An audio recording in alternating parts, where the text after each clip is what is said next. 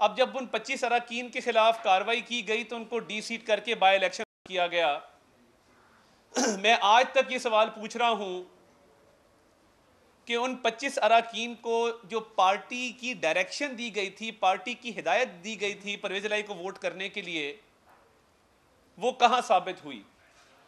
वो 25 अरकान जिनको डी सीट किया गया है, उनके हवाले से अगर पार्टी डायरेक्शन मौजूद थी तो पिछले इलेक्शन में उन्होंने इलेक्शन का बॉयकॉट किया। उनको पार्टी की हिदायत ये थी कि परवेज इलाही साहब को वोट करें, तो क्या उन्होंने वोट ना कास्ट करके और एब्सटेन करके पार्टी की अगर डायरेक्शन थी तो उससे इनहराफ नहीं किया? और आज जब डिप्टी स्पीकर साहब ने कल पिछले इलेक्शन की गिनती बताई और बताया कि परवेज इलाही साहब को 0 वोट कास्ट हुआ था पिछले इलेक्शन में, तो ना तहरीके इंसाफ की तरफ से ना काफ लीग की तरफ से किसी ने इस बात को डिस्प्यूट नहीं किया, इस पे ऑब्जेक्ट नहीं किया कि उनको 0 वोट नहीं डले थे। 0 वोट डले थे क्योंकि बॉयकॉट किया गया था। अब अगर पार्टी डायरेक्शन थी तो वो परवेज इलाही को वोट करने की थी। तो ये चंद सवालात हैं जिनके जवाब आना बहुत जरूरी है कि वो पार्टी डायरेक्शन किस फॉर्म में दी गई, किसको दी गई, कैसे दी गई। और देखिए,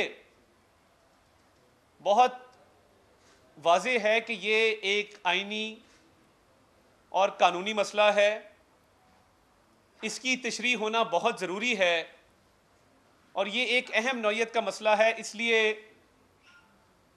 हम ये समझते हैं कि जिन जज साहिबान ने इस पर पहले फैसले दिए हैं,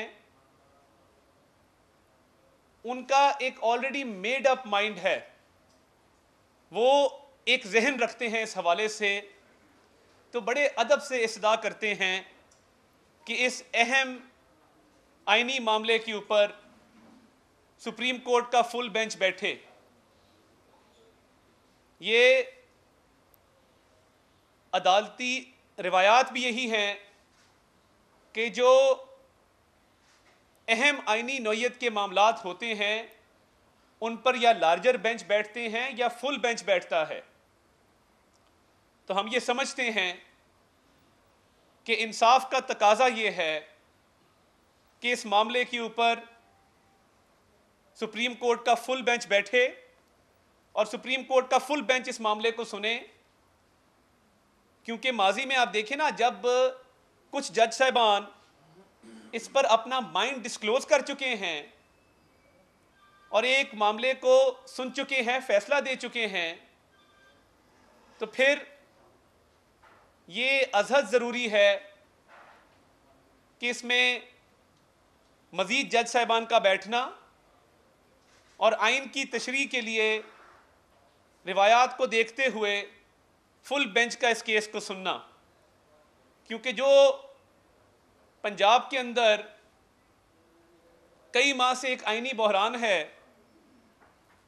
और उसके अंदर पहले वज़ीर आला के इंतखाब को रोका गया और वो जो पॉलिटिकल पार्टीज़ ने हाउस के अंदर किया आपने देखा, फिर वज़ीर आला के ओहद से गवर्नर ने इनकार कर दिया, फिर गवर्नर की अपॉइंटमेंट से सदर ने इनकार कर दिया। उसके बाद खुदा खुदा करके जब वज़ीर आला का हल्फ होता है तो काबीना पर एतराज़ उठा दिया गया, काबीना मार्ज़े वजूद में ना आ सकी। तो जिन पॉलिटिकल पार्टीज़ ने पिछले 4 माह से पंजाब में एक आईनी बहरान बर्पा किया हुआ है, क्या उनसे ये सवाल नहीं होना चाहिए कि वो आज किस मुंह से कोर्ट गए हैं और क्या इस्तदा लेकर गए हैं? माजी में जब मियां नवाज शरीफ साहब का केस आया, उसमें यह बात वाज़ेह की गई कि पार्टी हेड की जो पावर्स हैं वो लामहदूद हैं। जो पार्टी का सरबराह है उसके इख्तियारात लामहदूद हैं। और जब मियां नवाज शरीफ साहब को एक फैसले के तहत पार्टी की सरबराही से हटाया गया था, तो आपको याद होगा कि मुस्लिम लीग नून के सेनेट के जो उम्मीदवार थे वो आज़ाद खड़े हुए। मियां नवाज शरीफ साहब की जारी की हुई टिकटें भी उनको नहीं लेने दी गई। तो एक तरफ तो ये फैसले हैं जहां पर कहा जाता है कि पार्टी के सरबराह के पास लामहदूद इख्तियारात हैं।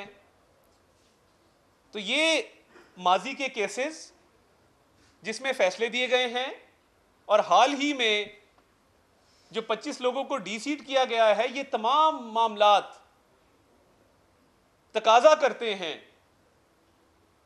कि फुल बेंच के अलावा इसको ना सुना जाए। और ये आपको याद होगा, बहुत दूर की बात नहीं है जब यूसुफ रजा गिलानी साहब का सेनेट का इलेक्शन होता है, वही प्रिजाइडिंग ऑफिसर की कुर्सी पर बैठकर बहुत थिन मेजॉरिटी से वो इलेक्शन हार जाते हैं। तो क्या उस केस का भी फैसला किया जाएगा? क्या उस केस को भी सुना जाएगा? वो भी गालिबन पेंडिंग है। उस पर भी प्रिजाइडिंग ऑफिसर की ही रूलिंग आई है उन 7 वोट्स को रिजेक्ट करने की।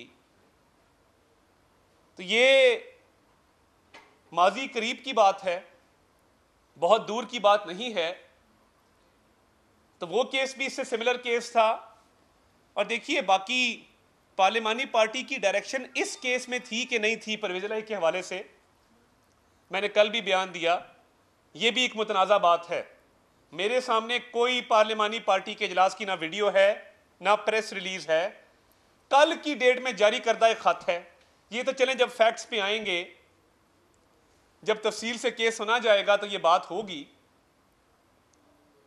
मगर मैं कहना ये चाहता हूं कि क्या अब ये बहस खुलनी चाहिए कि पार्टी का सरबराह, जिसको तमाम पार्टी के फैसले करने का इख्तियार है, किसी भी पार्टी में 4 बंदे खड़े हों और वो ये फैसला कर लें कि हमने पार्टी सरबराह की हिदायत को फॉलो नहीं करना, तो फिर माजी के फैसले जहां पे पार्टी सरबराह के लामहदूद इख्तियारात को माना गया, उसकी क्या स्टैंडिंग होगी? तो देखिए, पाकिस्तान तहरीक इंसाफ और काफ लीग, ये उन पर अब ओनस है कि वो साबित करें कि ये पार्टी की हिदायत मौजूद थी और वो कब दी गई, कैसे दी गई, ये बताना पड़ेगा। ये नहीं हो सकता कि आप रन ऑफ इलेक्शन हो जो अप्रैल से चल रहा हो और आप 21 तारीख, परसों की तारीख में एक लेटर ले आए कि ये पार्लिमानी पार्टी की मीटिंग हुई है। तो ये बड़े गौर तलब मामलात हैं और हमने हमेशा अदालती फैसलों का भी एहतराम किया है, हमेशा अदालती फैसलों के आगे सिरनगू रहे हैं। वो पनामा से लेके आज तक की तारीख आप देख लें, कभी इनहराफ नहीं किया, इज्जत एहतराम के साथ उनको तस्लीम किया है। मगर हम ये समझते हैं कि अब वक्त आ गया है कि आइन की शिकों की तशरीह के लिए फुल बेंच के अलावा, फुल कोर्ट के अलावा, लार्जर बेंच के अलावा कोई इसका हल नहीं है। फुल कोर्ट को इस पर अपना माइंड देना होगा और ये debate once and for all settle करनी होगी कि पार्टी हेड का क्या किरदार है, पार्टी हेड के क्या इख्तियारात हैं, पार्टी का सरबराह फिर क्यों है अगर वो पार्टी को कोई हिदायत जारी नहीं कर सकता। और क्या इस केस में कोई पार्टी की हिदायत थी या नहीं थी, और इस केस में पार्टी सरबराह ने जो हिदायत दी उससे जो इनहराफ किया गया, इनको तो असूलन 10 लोगों को डीसीट होना चाहिए उसी म्यार पे जिस म्यार पे वो 25 लोग डीसीट हुए थे। ये इंसाफ का तकाजा है, ये हमारा मौक़िफ़ है। तो मैं अल्लाह ताला का शुक्र अदा करते हुए कि कल अल्लाह ताला ने कामयाबी से नवाजा है, और कुछ लोग इस बात के ख्वाहिशमंद थे, अता तारड़ को पंजाब में दाखिला नहीं करने देंगे, अता तारड़ को जेल में बंद कर देंगे। तो भाई, ये वक्त किसकी रौनक पे खाक डाल गया, ये कौन बोल रहा था खुदा के लहजे में? ये अल्लाह ताला के फैसले हैं। और फवाद चौधरी साहब आपने हो सकता है कल को हमारी जमात में भी आना हो, क्योंकि ये आपका ना एक तबीयत है, आपका दिल करता है हर 2-2.5 साल बाद आपको बेचैनी होती है कि मैंने जमात नहीं बदली। लोग कपड़े बदलते हैं, आप जमात बदलते हैं उसी हिसाब से। तो मेरे भाई, आपकी तो ख्वाहिश पूरी नहीं हुई मुझे बंद करने की, पंजाब में मेरे दाखिले को बंद करने की। अलबत्ता अब फरा गोगी साहिबा को पाकिस्तान ज़रूर ले आए, हम मुंतज़िर हैं कि वो आके जवाब दें। जो इमरान खान साहब ने बेनामी प्रॉपर्टीज़ बनाई हैं, जिस ज़िले में जाएं, आप भक्कर में जाएं उनकी हमशीरा की प्रॉपर्टी निकलती है, आप लिया में जाएं उनकी किसी हमशीरा की प्रॉपर्टी निकलती है, प्रॉपर्टी के कागजात हैं हमारे पास। तो ये फरा गोगी का जो नेटवर्क था, इसको भी पाकिस्तान आके जवाब देना होगा। हर बात का जवाब मुस्लिम लीग नून नहीं है कि अतात तारड़ को बंद कर दो। मैं नहीं बंद होता, मैं जबान बंदी नहीं करूंगा। मुझे पता है कि इमरान खान साहब ने आपको कहा है कि ये गोगी की बात करता है, इसको पढ़ जाओ। मैं ये मुतालबा करता रहूंगा कि वो आपके इक़्तिदार खत्म होने से एक दिन पहले मुल्क से फरार क्यों हुई और उसकी वापसी क्यों मुमकिन नहीं बनाई जा रही। आके पेश हो नैब में, FIA में, एंटी करप्शन में, जवाब दे जो करप्शन की है। तो सर ये बताइएगा, ये जो आप कह रहे हैं कि सुप्रीम कोर्ट का फुल बेंच बनना चाहिए, ये आपकी ख्वाहिश इस प्रेस कॉन्फ्रेंस में या पार्टी की सतह पर, या आप कोई आज दरख्वास्त वहाँ पर देंगे कि फुल बेंच बनाया जाए, और अगर नहीं होता तो आप प्रोसीडिंग का हिस्सा बनेंगे इस सारे केस? देखिए, ये हमारी पार्टी का मौक़िफ़ है जो मैंने आज आके बयान किया। हमें अभी कोर्ट में पेश होने के हवाले से कोई इतला नहीं दी गई, कोई नोटिस मौसूल नहीं हुआ। वो होगा तो हम अपना जो भी कानूनी मौक़िफ़ होगा कोर्ट के सामने रखेंगे।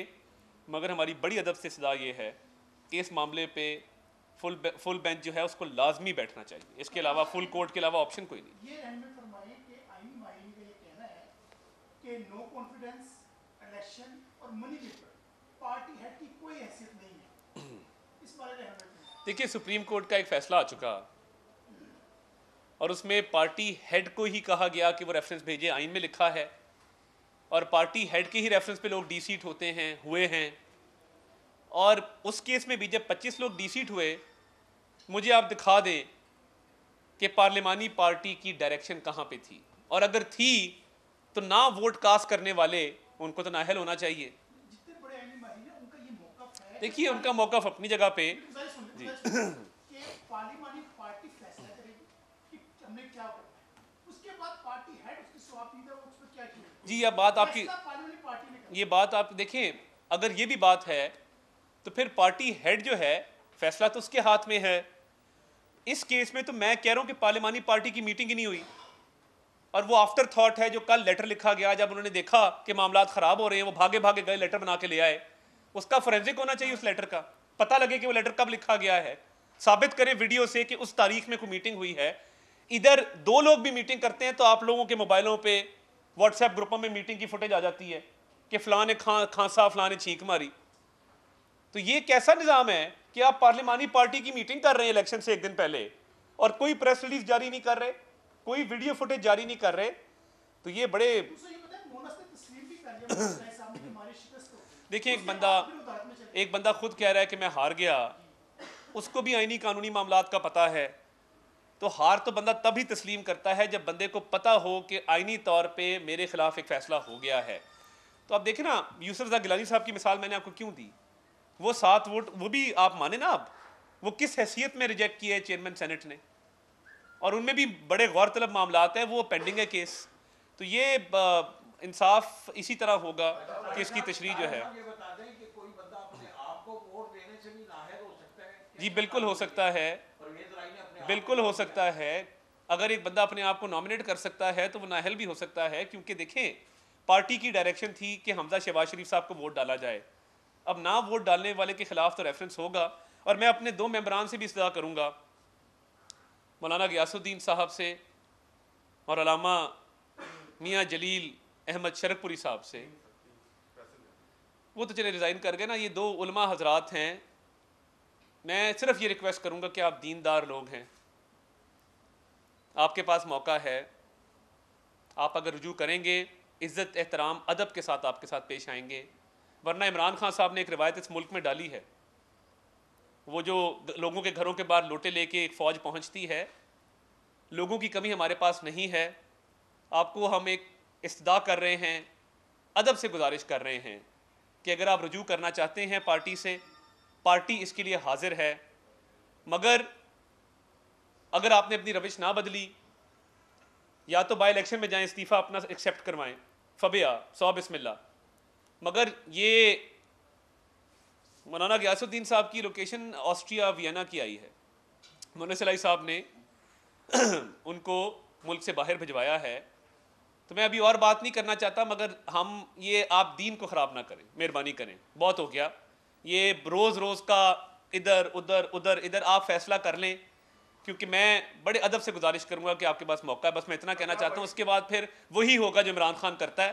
क्योंकि अगर आप समझते हैं हमारी शराफत का फ़ायदा उठाना चाहते हैं, तो हमने तहैया कर लिया है कि आपने ये दूसरी दफ़ा किया है, आपसे रिक्वेस्ट है, मौका दे रहे हैं कि आप अभी भी वापस हो जाएं, वरना रेफरेंस तो आपके खिलाफ जाएगा ही जाएगा। डी सीट तो आप होंगे या आपका इस्तीफ़ा मंजूर होगा, मगर पार्टी एक गुंजाइश रखती है कि आपकी बाइज़्ज़त अगर वापसी हो जाए तो पार्टी इसके लिए तैयार है। अता भाई ये बताइएगा कि अगर क्या वजह है कि सुप्रीम कोर्ट के जितने भी सियासी मामलात हैं ये चाहे जजेस ही उनको देखते हैं। दूसरा, अगर आज जजेस या कोई फैसला दे देते हैं आपके खिलाफ तो उस पर भी क्या होगा आपका रद्द? देखिए, हमने एक रिक्वेस्ट की है और आज जब नोटिस होगा हमें जाके देखेंगे कि ये मामलात कैसे आगे चलते हैं, तो उसके बाद फिर आपको इस पर ब्रीफ करेंगे इंशाल्लाह। 12 करोड़ का सूबा है, सुप्रीम कोर्ट की डायरेक्शन पे इंतखाबात हुए, अगर हर बार इसी तरह कोई ना कोई पार्टी चली गई कोर्ट में और मामला लटका रहा तो पंजाब का क्या होगा? देखिए, अब जो कानूनी मामलात हैं इस पे हमने कानूनी मशावरत अभी रखी है, अपने वकला से मशवरा करने के बाद कुलाहे अमल का ऐलान इस पे करेंगे। अच्छा सर, ये बताइएगा हालात क्या इतने खराब हो चुके हैं या इमरान खान की कॉल पर आवाम इस हद तक बाहर निकल रही है कि आपने पंजाब में या अमन अमान के लिए रेंजर्स कॉल करना पड़ी है और आपने डिप्यूट भी कर दिया है? देखिए, अवाम तो हमारे भी लोग निकल रहे हैं, आज भी निकलेंगे।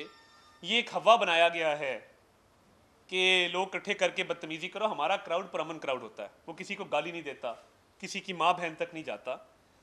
तो कानून अपना रास्ता इख्तियार करेगा, जो कानून की खिलाफ वर्जी करेंगे। कल भी गाड़ियाँ तोड़ी गई, अभी हमने सब्र से काम लिया है।